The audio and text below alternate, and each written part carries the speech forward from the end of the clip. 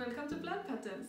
My name is Josefine and today I'm going to take you through my whole pattern designing process, from idea to finished product.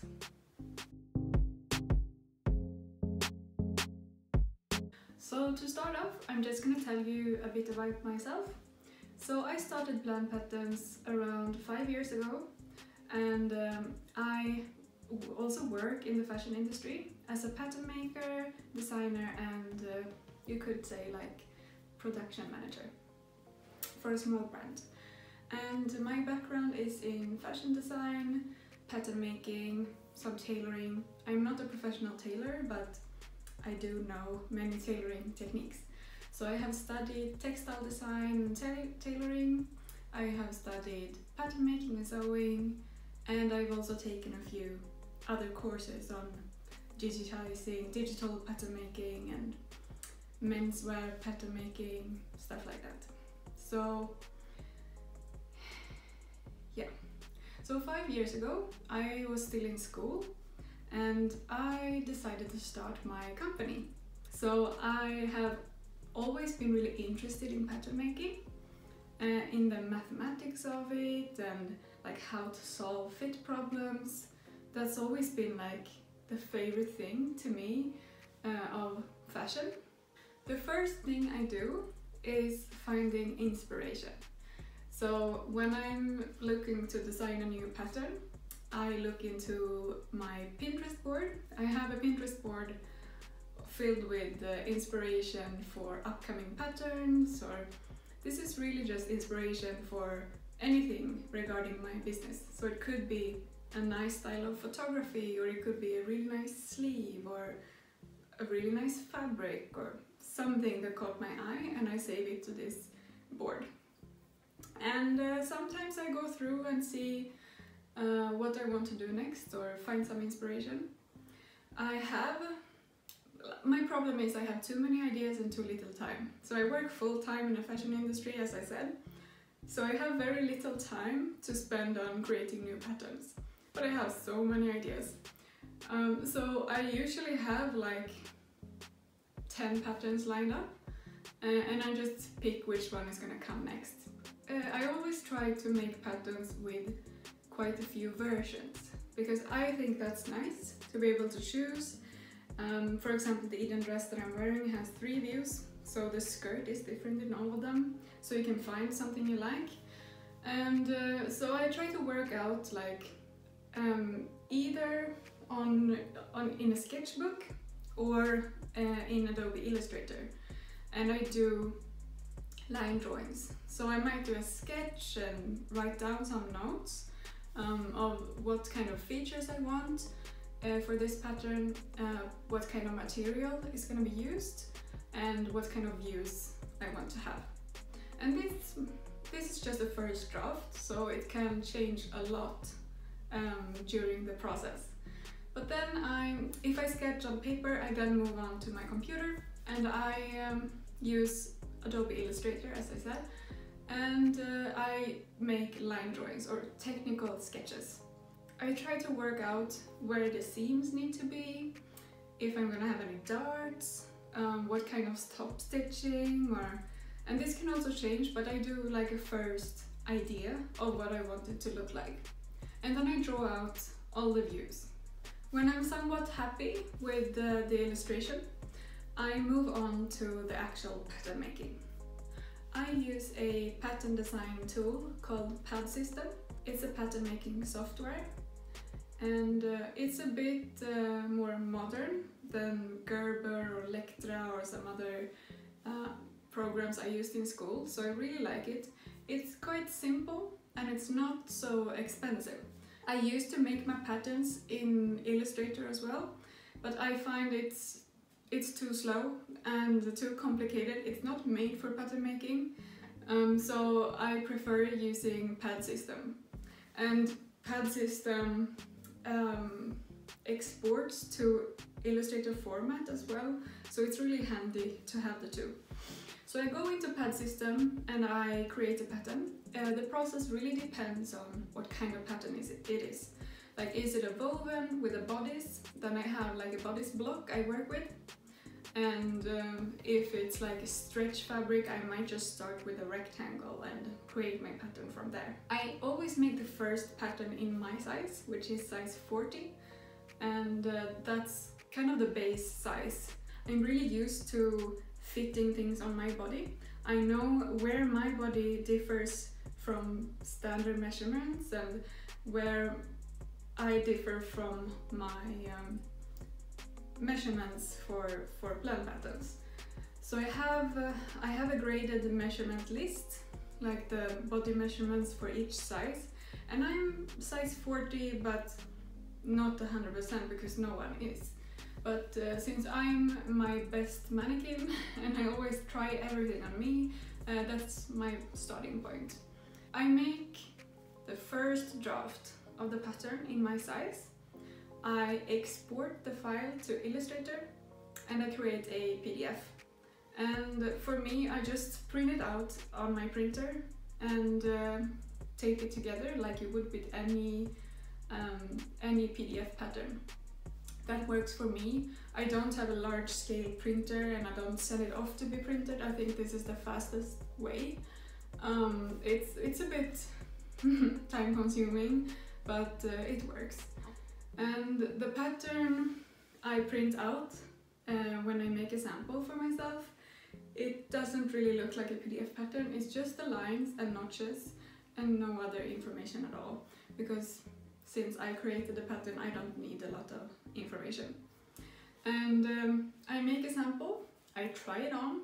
I usually use like an old bedsheet or some ugly fabric, some very cheap fabric from a thrift store or something. Because usually the first sample is not going to be wearable. I mean, it might look wearable, but it can be very far from the vision. So I don't want to like waste material on it, like nice material. Yeah, so I take photos, I take notes, and I take a video sometimes, just for my own record, to know like what needs to be changed. And then I gather up all the notes and I make the changes to the pattern in pad system. And then I make more samples, sometimes up to 7, sometimes it just takes 2 to get the fit right. It really depends on the style of the garment and how many views it is. And usually after I've developed the fit, I know it fits me, and I know I'm satisfied with it. I make one sample with a nice fabric in each view, to be photographed, to be like promotion. And when I'm done with the fit on me in my base size, I send it off to my grader. And this is something new. I used to do all of the grading myself, but I find now that I have 2 size ranges, it takes a lot of time. It's 20 sizes that needs to be graded, and my time is better spent with other things than grading. And then when I have a size 40 and that size range is graded, or when she is grading it, I continue to make a draft in the other size range. So I use size 52 as the base there. I plan to have a fit model in size 52. I have one of my testers in mind, who also lives in Stockholm. Maria, hey, if you're watching. And I think it's going to be really nice to have a real human to try it on. Before I just tried on myself and I had just one size range, but now that I've switched to 2 size ranges, I really need to make sure the fit is good in the 2 base sizes before I move on to the grading.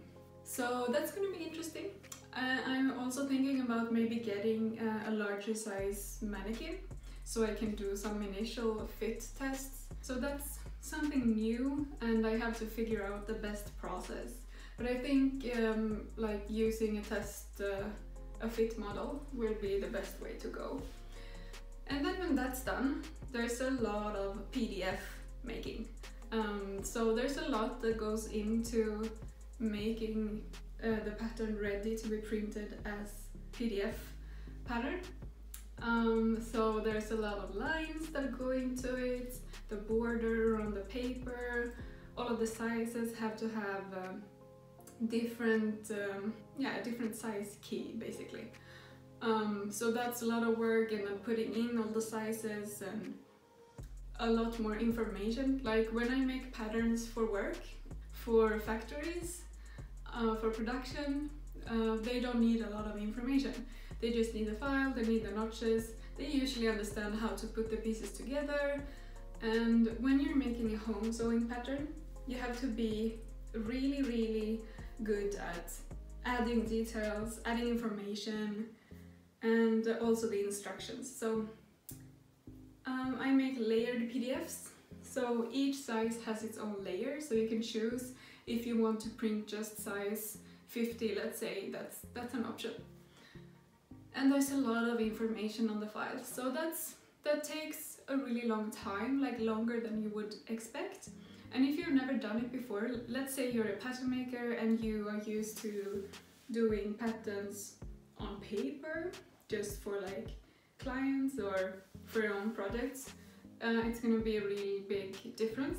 And also if you come from the fashion industry and you have been making patterns for mass production, it's a big jump to make home sewing patterns, but it's really fun too. And I found this is not something you learn in school, so I had to find a course. And I found Pattern Workshop, and that was really a lifesaver. So when I started working on my first pattern, the Freya dress, I enrolled in this course and it changed my whole process. Like so many things, like light bulbs went off, and I understood so much. And without the course I wouldn't have been able to launch this brand, I think, because there was a lot to learn about Illustrator and how to make PDFs that would print well and everything like that. So this course covers everything from designing your pattern, how to market, how to make the PDFs, how to do the grading in Illustrator, which is what I did before, and I know a lot of PDF pattern brands who still do grading in Illustrator, so it's totally possible. But I would recommend a combination of Illustrator and a pattern making software. So check out the course if you are a pattern maker or aspiring to be a pattern maker or designer, and check the course out if you're interested in learning more. So when my PDF is ready, I have the whole pattern nicely designed on the PDF. I have all the information, the page numbers and the sizes in their own layers. Then it's time to move on to the instructions. So for the instructions, I usually take notes along the process when I'm sewing up my samples, to see which order I should put the pieces together, what's more logical, what will be the easiest way to do it, and also create the nicest finish. So that's what I do. I usually have to add a lot more information than I first think, because to me, sew the seams might be enough, but for a home sewing pattern, you want an absolute beginner to be able to follow the instructions, and that's my goal. So I tried, like, can I put one more step in between 1 and 2 to make it more clear? So for an experienced sewer, it might seem a bit excessive with all of these steps, but if I don't include them, I get a lot of questions. I have noticed, like, from beginners who are like, I don't understand how to make this part, so I try to include all the information I can. When I'm happy with the instructions, I create a folder with some photos from my process of sewing the samples, the steps I want to include in the instructions, some line drawings, and the actual pattern itself, and stuff like that. And sometimes I make these illustrations myself, Sometimes I ask Jacqueline to do it. She's another pattern designer with her own brand.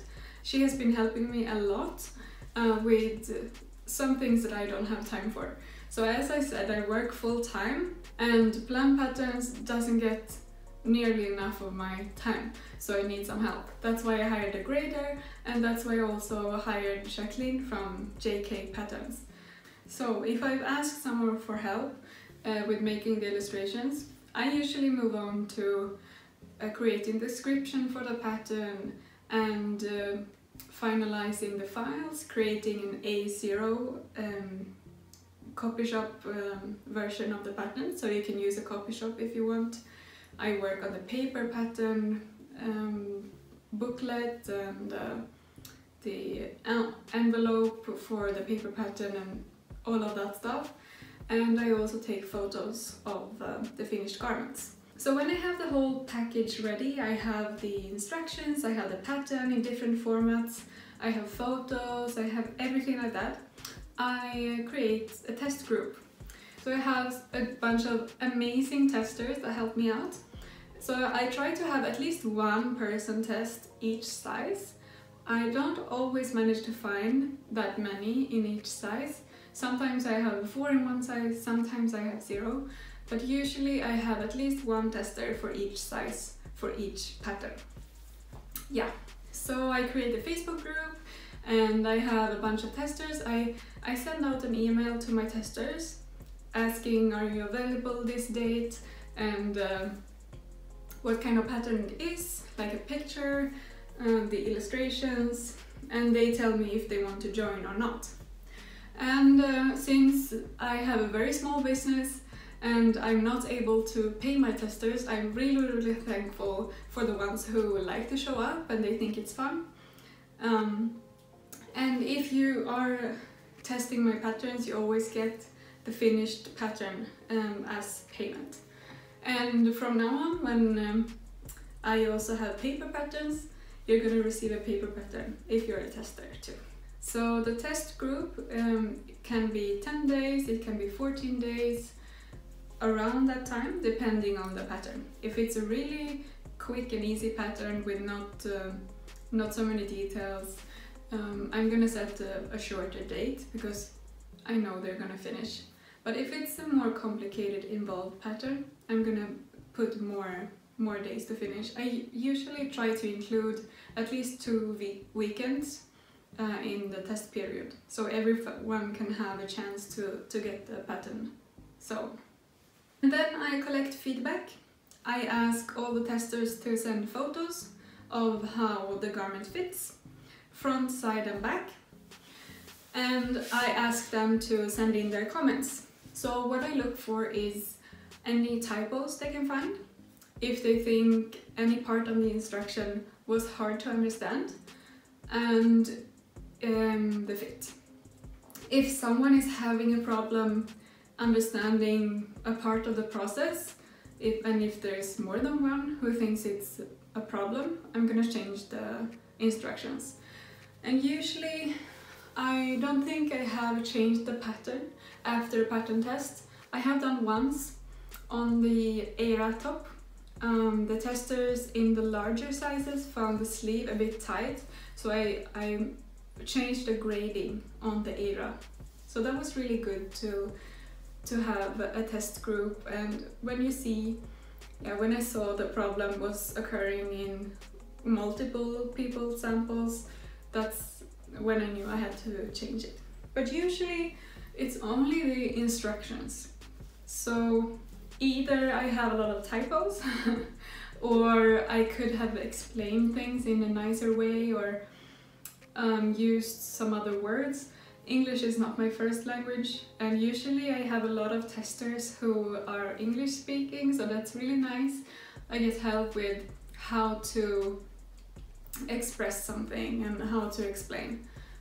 And then when I have updated the pattern or the instructions and everything is ready, it's time for launch. So I create all the product descriptions on my website.